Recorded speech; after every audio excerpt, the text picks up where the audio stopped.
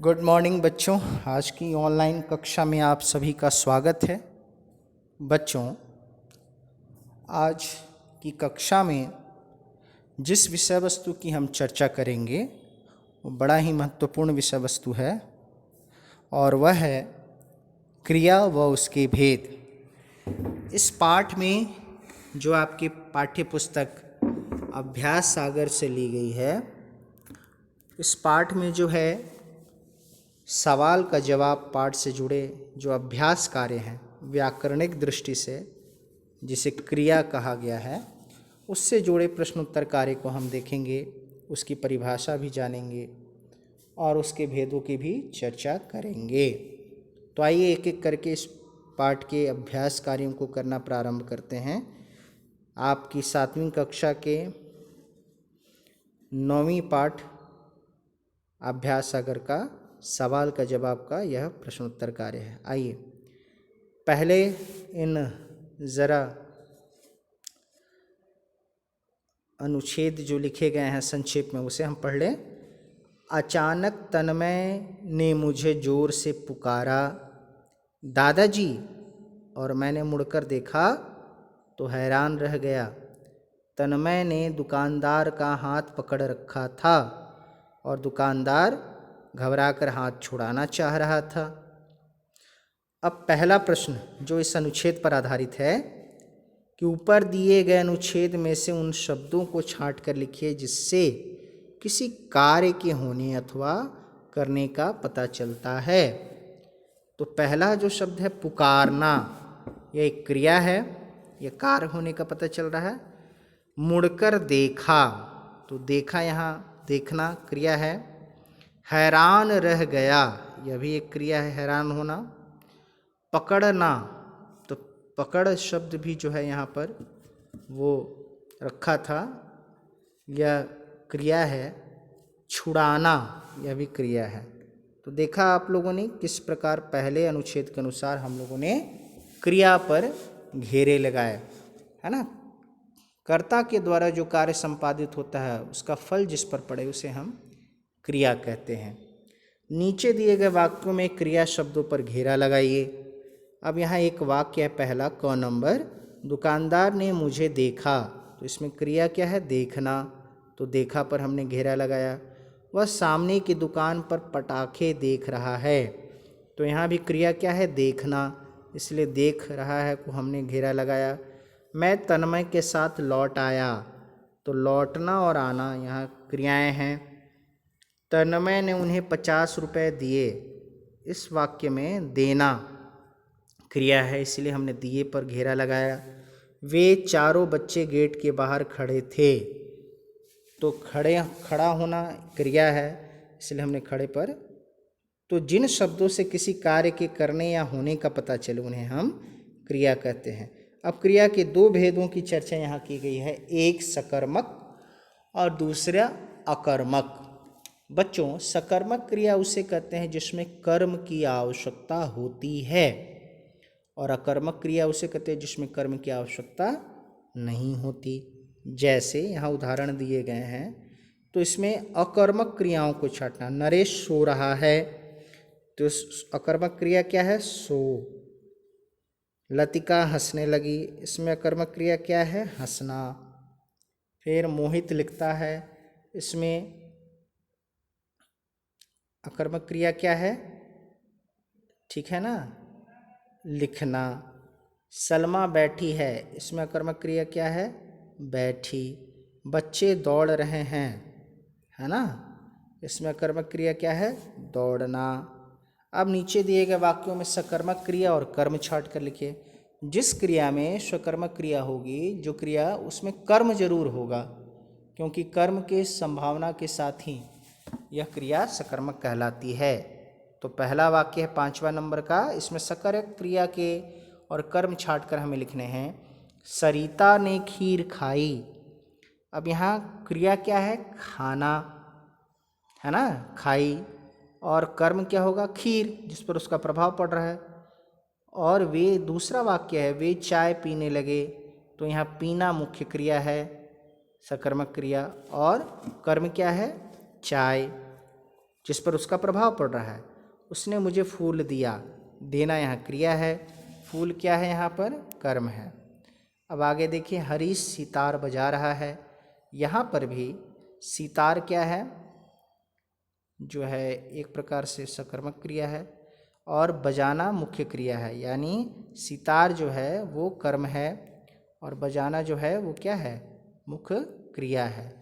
तो आइए देखते हैं क्या है और कैसे इससे जुड़े प्रश्न हैं, ज़रा ध्यान से देखें हम। मैंने मेट्रो रेल देखी, उसमें देखना क्रिया है और किस चीज़ को देख रहे हैं, मेट्रो रेल को। अब आइए ध्यान से इसे पढ़ते हैं बच्चों, क्योंकि यह आपके लिए बेहद ज़रूरी है कि आप सकर्मक क्रिया और अकर्मक क्रिया की परिभाषा जानें। तो सबसे पहले यहाँ अकर्मक क्रिया दी गई है कि जिस क्रिया में कर्म की अपेक्षा नहीं होती, संभावना नहीं होती, वह क्रिया अकर्मक क्रिया कहलाती है। जैसे मोहन सो रहा है, सुनैना हंस रही है। अकर्मक क्रिया कैसे पहचानते हैं, यह प्रश्न आपके मन में होगा। तो इस प्रश्न का जवाब यहाँ दिया गया है कि अकर्मक क्रिया की पहचान क्रिया से पहले क्या लगाकर सवाल पूछें और यदि कोई उत्तर नहीं मिलता है तो वह क्रिया क्या होगी, अकर्मक क्रिया होगी। जैसे मोहन क्या तैर रहा है, कोई उत्तर नहीं मिल रहा है, इसलिए यह क्रिया क्या है, अकर्मक क्रिया है। जिस क्रिया में किसी कर्म की अपेक्षा या संभावना होती है या कर्म मौजूद होता है वह क्रिया सकर्मक क्रिया कहलाती है। जैसे नेहा किताब पढ़ रही है, मदन पानी पी रहा है। इसकी पहचान करने का क्या तरीका कि क्रिया के पहले क्या लगाकर सवाल पूछे और अगर उत्तर हमें हाँ मिलता है तो क्रिया क्या होगी, सकर्मक। जैसे नेहा क्या पढ़ रही है, तो उत्तर हमें मिल रहा है नेहा वाक्य से किताब पढ़ रही है, तो यह क्रिया क्या होगी, सकर्मक क्रिया। तो देखा बच्चों आपने, सकर्मक क्रिया और अकर्मक क्रिया किसे कहते हैं, इसकी पहचान क्या है, इसे आप याद करेंगे, कापियों में लिखेंगे और स्मरण करेंगे। आगे देखें 6 नंबर प्रश्न। नीचे दिए गए वाक्यों में क्रिया शब्द रेखांकित कर कर बताइए कि वे अकर्मक क्रिया हैं या सकर्मक। मैंने नई पुस्तक खरीदी, तो इसमें खरीदना क्रिया है, कर्म क्या है, पुस्तक, तो यह क्रिया क्या होगी, सकर्मक क्रिया। तन्मय खेल रहा है, इसमें भी संभावना है कर्म की, कुछ तो खेल रहा है, इसलिए क्रिया क्या है, सकर्मक। बच्चे पतंग उड़ा रहे हैं, क्या उड़ा रहे हैं, पतंग, इसलिए यह सकर्मक क्रिया है। मोहन जोर से हंस पड़ी, क्या हंस पड़ी, अकर्मक। पक्षी उड़ रहे हैं, है ना, यह अकर्मक है। राधा ने संजीव को पत्र लिखा, अकर्मक क्रिया है। अब इसी तरह 7वें नंबर प्रश्न पर आए हम। नीचे दिए गए, प्रश्न कहता है कि नीचे दिए गए वाक्यों में से वे शब्द छांट कर लिखिए जिनसे यह पता चलता है कि काम स्वयं ना करके किसी दूसरे से करवाया गया। तो नीचे लिखे वाक्यों से वे शब्द हमें छांटने हैं। तो यहाँ जो जिसे हम प्रेरणार्थक क्रिया भी कहते हैं दूसरी भाषा में, स्वयं कर्ता कारक किसी काम को ना करके किसी और से करवाए। तो यहाँ पर भी ऐसे ही उदाहरण है। मृणालिनी सविता से बच्चे को सुलवाती है, तो यहाँ दूसरे से काम कराने का पता चल रहा है, तो वह क्या है, सुलवाती। फिर दूसरा उदाहरण है, प्रकाश सुषमा से बटन लगवाता है, यहाँ लगवाता है, तो यह प्रेरणार्थक क्रिया है। किशोर कुली से सामान उठवाता है, यहाँ उठवाना। रागिनी ने स्वाति से पंखा चलवाया, यहाँ चलवाना। माँ ने पवन से खाना बनवाया, यहाँ बनवाना। बच्चों मैंने ऊपर ही कहा हो कि जब कर्ता स्वयं किसी कार्य को ना करके किसी दूसरे से करवाए तो क्रियाएं प्रेरणार्थक क्रियाएं कहलाती हैं। यहाँ परिभाषा भी आपको दी गई है, उसे आप याद करेंगे, स्मरण करेंगे। 8वां नंबर प्रश्न देखें कि कोष्टक में दी गई क्रियाओं के सही रूप से वाक्यों को पूरा करना है। यहाँ क्रिया के गलत रूप, मतलब गलत नहीं, उसे सुधार कर और आप अच्छे से लिखेंगे। मुख्य क्रिया को दिया गया है, उसके जिस अनुसार वाक्य के अनुसार जो क्रिया का सही रूप होगा उसका प्रयोग करना है। तो पहला वाक्य है, चिड़ियाघर के जानवर चीखने लगे। चीख से हमने यहाँ चीखना बनाया। माली ने बगीचे में लग शब्द है उससे हमने लगाए, पौधे लगाए। रेखा डॉक्टर के पास जा है, उससे हमने जाएगी ऐसा वाक्य बनाया। या हलवाई ने स्वादिष्ट मिठाइयाँ बन से बनवाई या बनाई। गाड़ी को तेज नहीं चल से चलाना चाहिए। मैंने सड़क पर गिरे हुए आदमी को उठ से उठाया। यह वाक्य हमने बनाया। अब देखिए कोष्टक में 9वां नंबर दोहराना है। बच्चों मैंने पूर्व में ही कहा है आपको कि दोहराते हम उन प्रश्नों को हैं जिन्हें हम लोगों ने इसके पूर्व की कक्षाओं में बनाया है या समझा है या जाना है। तो ऐसे प्रश्न यहाँ दिए गए हैं। 9वां नंबर, कोष्टक में दिए गए शब्दों के समान अर्थ वाले शब्दों से नीचे वाक्यों को पूरा करिए। तो उन्होंने उसके खिलाफ मोर्चा बांध लिया। तो खिलाफ का एक पर्यायवाची शब्द विरुद्ध होता है, तो हमने यहाँ विरुद्ध लिखा। अन्याय को बर्दाश्त नहीं करना चाहिए, तो बर्दाश्त की जगह हमने सहन लिखा है। इसके अलावा मैं कुछ नहीं कर सकता, सिवा के पर्यायवाची के रूप में हमने यहाँ अलावा लिखा है। दीपक को क्या हक है कि वह ऐसा करे, तो हक की जगह हमने यहाँ अधिकार लिखा है। मुझे माफ़ कर दो, तो माफ़ की जगह हमने यहाँ क्षमा लिखा है। नीचे दिए गए वाक्य 10वें नंबर प्रश्न को देखिए बच्चों, विशेषण और विशेष्य। तो बच्चों मैं आपको बता दूं कि विशेषण किसे कहते हैं, पहले यह जान लें आप। संज्ञा या सर्वनाम की विशेषता बताने वाले शब्द को हम विशेषण कहते हैं। विशेषण के मुख्य रूप से 4 भेद होते हैं। पहला गुणवाचक विशेषण, दूसरा संख्यावाचक विशेषण, तीसरा परिमाणवाचक विशेषण और चौथा है सार्वनामिक विशेषण। इन चारों विशेषणों से आधारित यहाँ प्रश्न पूछे जाएंगे। अच्छा, विशेष्य, जो विशेषण की विशेषता बताए वो विशेष्य है। तो यहाँ गरीब बच्चे रो रहे थे, इसमें विशेषण गरीब है और विशेष्य क्या होगा, किसकी विशेषता बता रहा है, तो बच्चों की, तो यह विशेष्य होगा।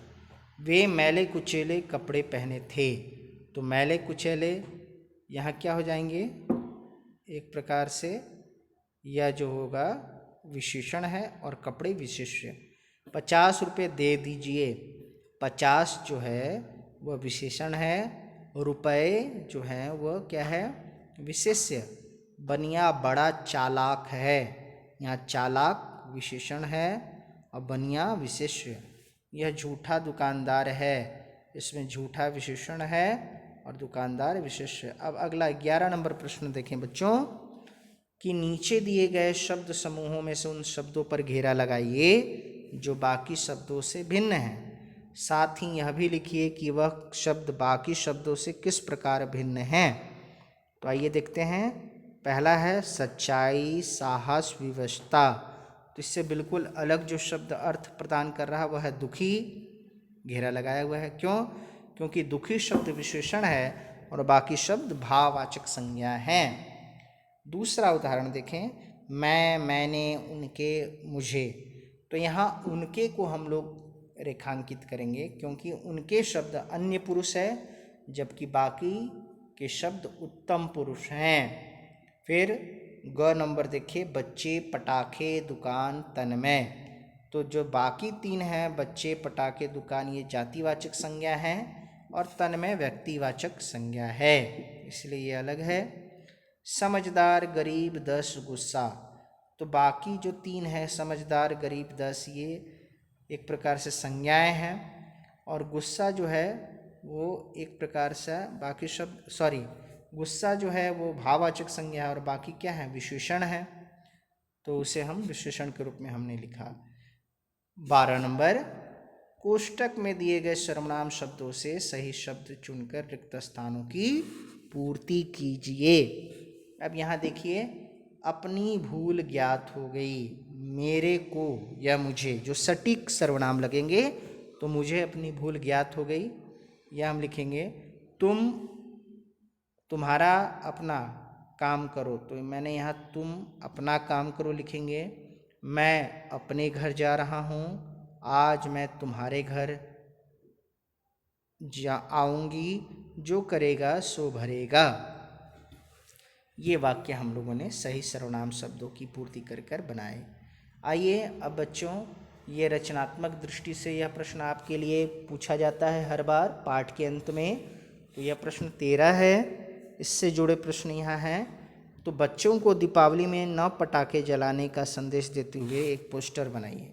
तो इस तरह से मैंने कोशिश की, आप और अच्छे से बना सकते हैं। इस बार ना धूम ना धमाका, इस बार नो पटाखा।